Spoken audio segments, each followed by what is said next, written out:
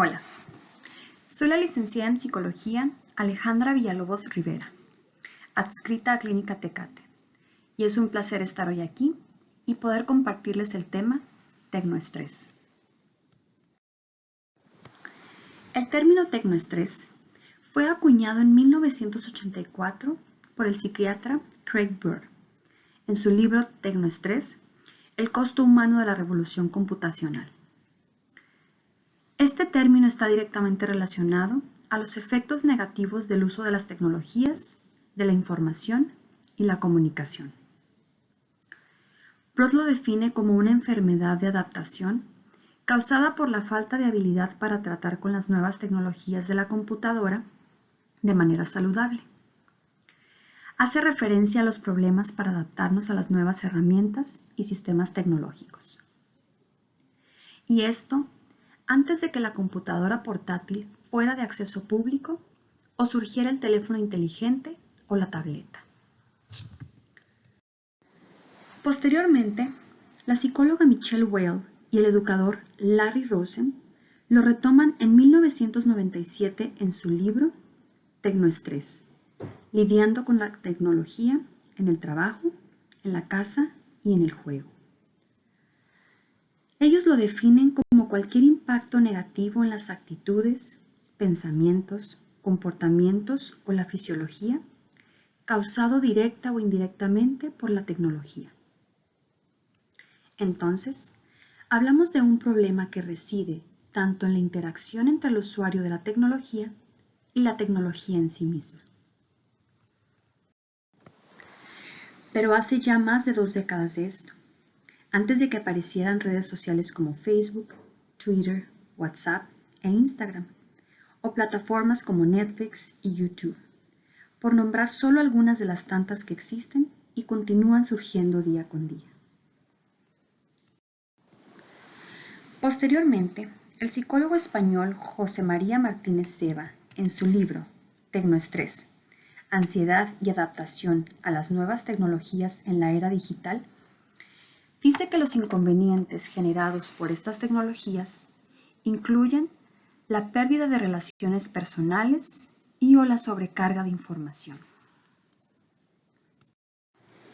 Y todo lo anterior ya era una realidad previo a que llegara la actual pandemia por COVID-19, la cual a su vez ha traído consigo otra pandemia de la que se habla poco, la digital.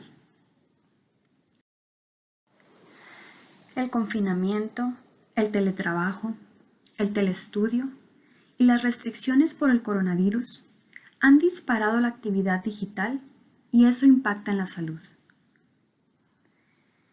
Empecemos por ver si te sientes identificado o identificas a alguien cercano a ti en alguno de estos 3 casos. Pablo es universitario. De 8 a 14 horas, toma sus clases a través de su computadora.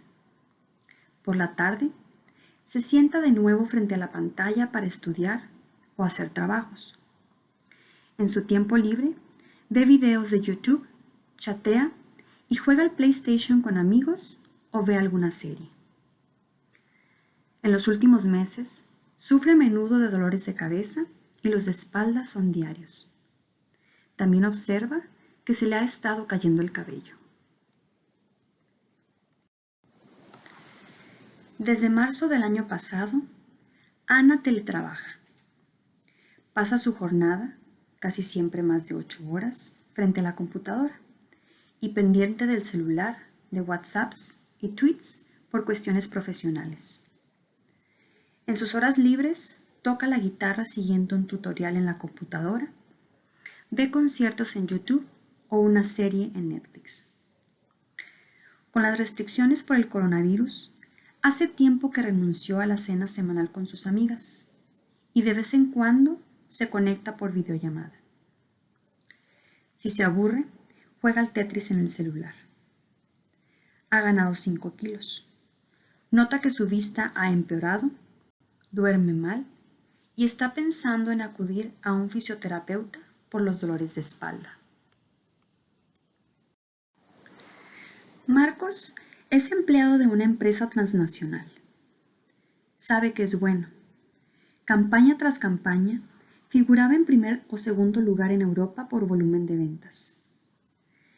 Pero durante el confinamiento se vio obligado a teletrabajar y empezaron a exigirle hojas de cálculo, presentaciones digitales y un sinfín de tareas telemáticas que no había hecho nunca y se estresó tanto que apenas dormía.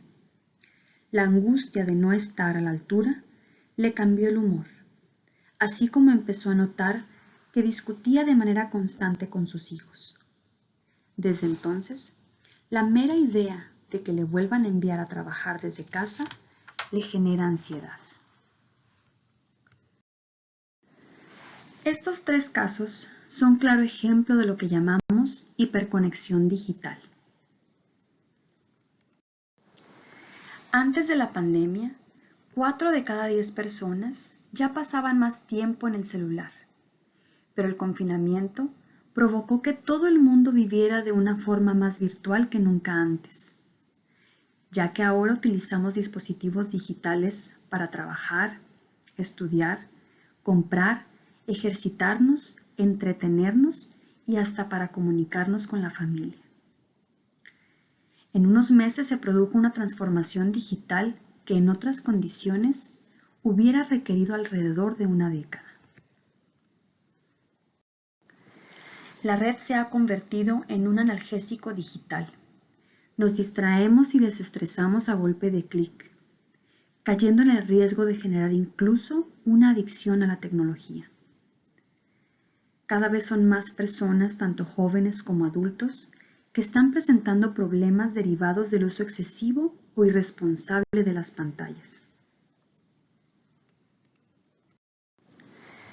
Antes de la pandemia, pensar en estar tantas horas frente a una pantalla era evidentemente algo que se podía considerar patológico. Ahora que la pantalla cumple tantas funciones, el intervalo de normalidad con respecto al tiempo que la utilizamos se ha tenido que flexibilizar. Y es difícil establecer en dónde está la frontera entre el uso adecuado y el patológico. Y si le agregamos que con el miedo a salir a la calle, al contacto cara a cara por el coronavirus, las pantallas, más que un problema, son consideradas una ayuda, incluso una salvación para muchas personas, lo que vuelve aún más difícil el hacer conciencia de que pudiera tratarse de un problema.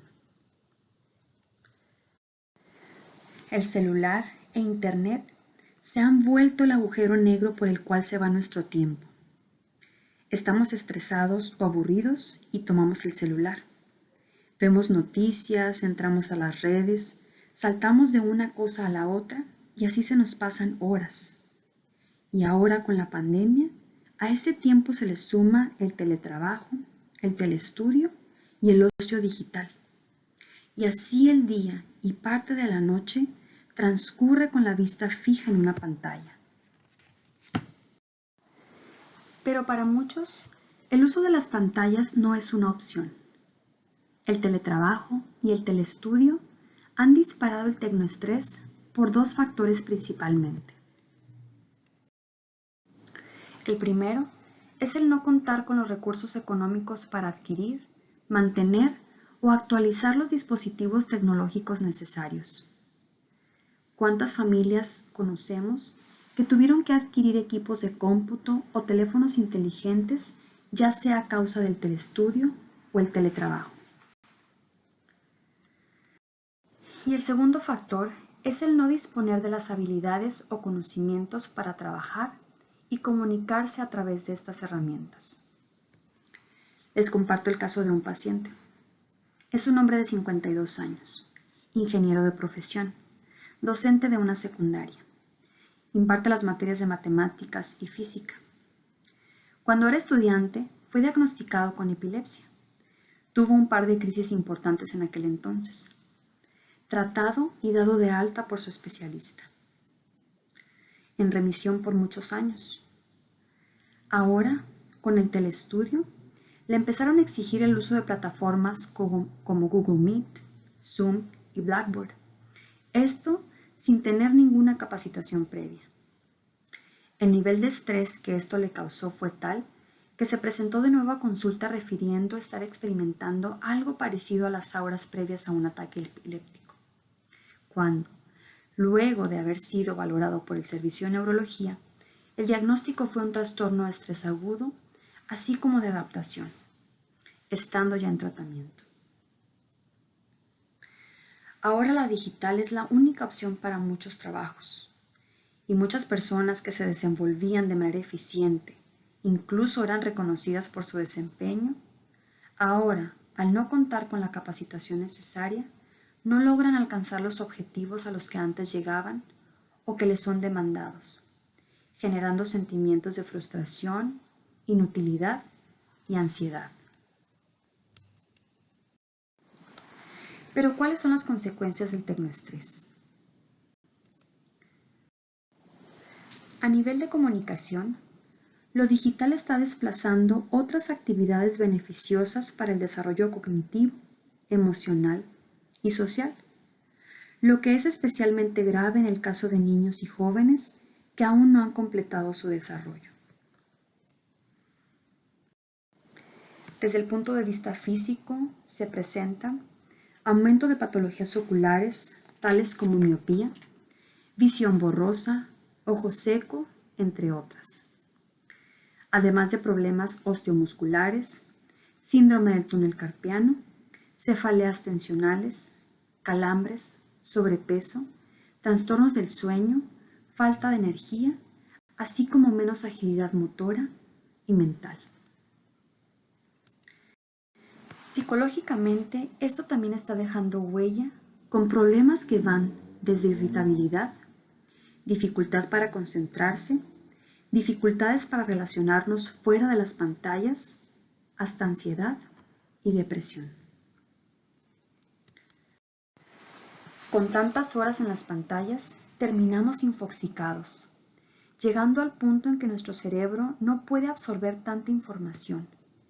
Incapaz de procesar adecuadamente tantos estímulos, acabamos tecnoestresados. Y este estrés, por ende, provoca o agrava otras patologías tanto físicas como emocionales y sociales. Ahora, ¿cómo identificar si está presentando tecnoestrés? Existe una necesidad imperiosa de mirar el celular u otros dispositivos. Miedo a estarse perdiendo mensajes o información en redes sociales. Descuido de otras actividades y aficiones por priorizar lo digital. Aislamiento. Quejas de familiares o la pareja por falta de atención. Dificultad para dormir bien. Revisar el celular en mitad de la noche. Desmotivación generalizada. Nerviosismo o hiperactividad si no se está conectado. Fatiga mental. Contracturas musculares. Cambios bruscos de estado de ánimo. Apatía generalizada. Pérdida de interés por el trabajo o los estudios, así como una disminución del rendimiento en alguno de estos ámbitos. Entonces, como hemos visto, la tecnología y las pantallas pueden ser una excelente herramienta o convertirse en un detonante para el estrés. Asimismo, es impensable resistirnos a ser parte de la era digital. Entonces, ¿qué podemos hacer para un uso saludable de la tecnología? Aplicar el silencio digital. Establece horarios de conexión y desconexión en función de tus necesidades profesionales y personales. Modo avión. Utilízalo cada vez que quieras desconectarte para evitar distracciones cuando estés hablando con alguien cara a cara, leyendo un libro o haciendo ejercicio. Para estar tranquilo, puedes avisar a tu grupo laboral o familiar que estás fuera de línea. Celular sin sonido ni vibración. Siempre que tu trabajo u obligaciones te lo permitan, silencia el celular y decide tú cuando respondes las llamadas o mensajes. Desactiva las notificaciones. De esta manera evitas las interrupciones constantes y la tentación de mirar el celular cada vez que llega algo. Dormitorio libre de pantallas. No te lleves el celular ni ningún otro dispositivo a la cama, al menos a la hora de ir a dormir. Mesa offline. El desayuno, la comida y la cena deben ser momentos de desconexión digital y de conexión emocional con las personas. Realiza intervalos. Si en tu caso teletrabajas o telestudias, puedes realizar intervalos de 1 hora de trabajo o estudio por 10 minutos de descanso. Simplemente cerrar tus ojos, ponerte de pie, estirar el cuerpo, reajustar la postura. Ocio creativo. Reduce el ocio digital y opta por actividades manipulativas para trabajar otras áreas del cerebro. Leer, tejer, pintar, realizar manualidades, escribir. Actividad física. Realiza ejercicio de ser posible sin usar el celular o alguna otra pantalla. Socializa en persona. Esto, por supuesto, respetando las recomendaciones y restricciones por la actual pandemia. Más naturaleza. Dedica tiempo a las actividades al aire libre. Esto, de nuevo, también respetando las recomendaciones y restricciones por la actual pandemia. Mantén las redes a raya. No dejes que las redes sociales te roben tu tiempo. Planifica tus horarios de acceso. No acudas a ellas para llenar tiempos muertos ni por aburrimiento. Además, realiza dieta de los contenidos que ves en ellas. No dejes que alteren tu estado de ánimo o perjudiquen tu autoestima. Distingue lo urgente de lo importante. Si ese correo puede o no esperar a mañana sin afectar tu trabajo. Asegúrate de que existe una delegación clara para los asuntos urgentes cuando tú estás en tus horas de ocio, vacaciones o fines de semana. Cuida tu dieta. La alimentación es muy importante. Sigue una dieta saludable y equilibrada, así como mantén horarios regulares para realizar tus comidas. Evita bebidas con cafeína y alcohol, y si las consumes, que sea con moderación. Respeta las horas de sueño. Si has descansado lo necesario, afrontarás mejor cualquier conflicto o situación que se te presente. Lo ideal es dormir no menos de 7 horas diarias por la noche. Vive según tus valores. Si lo más importante es tu familia, tu pareja o tu salud, que sean prioridad sobre las pantallas. Fórmate si es necesario. Si sientes que no estás preparado para manejar determinadas tecnologías, intenta inscribirte en cursos que te formen en ello o pide ayuda a quien las domine. Y por último, recurre a ayuda profesional si es necesario. Si las medidas anteriores ya las has puesto en práctica o no han sido suficientes o no sabes cómo hacerlo, recurre a la ayuda de profesionales. Es importante hacer conciencia de que todos estamos expuestos de una u otra forma a este fenómeno, por lo que se vuelve necesario poner en práctica estas medidas, ya sea para prevenir o atender el problema. Y antes de despedirme, un tip extra. Ya que aún cuando no teletrabajemos o telestudiemos, puedo asegurar que todos parte de nuestro día trabajamos frente a una computadora. Entonces, ¿cuál es la postura correcta al sentarse frente a un computador? Dolores de cuello y espalda, cansancio y problemas de la columna son algunas consecuencias de mantener una mala postura al trabajar o estudiar frente a una computadora. Por lo tanto, cabeza y cuello en posición recta, hombros relajados. Antebrazos y brazos a 90 grados o un poco más. Antebrazos y muñecas en línea recta. Muslo y espalda a 90 grados o un poco más. Holgura entre el borde del asiento y las rodillas. Pies pegados al suelo o sobre un reposapiés. Piernas y muslos a 90 grados o un poco más. Mouse cerca del teclado. Codos pegados al cuerpo. Una distancia de 45 a 55 centímetros entre uno y la pantalla. Distancia de teclado y borde de la mesa de más de 10 centímetros para apoyo de antebrazos. Borde superior de la pantalla a nivel de los ojos o algo por debajo.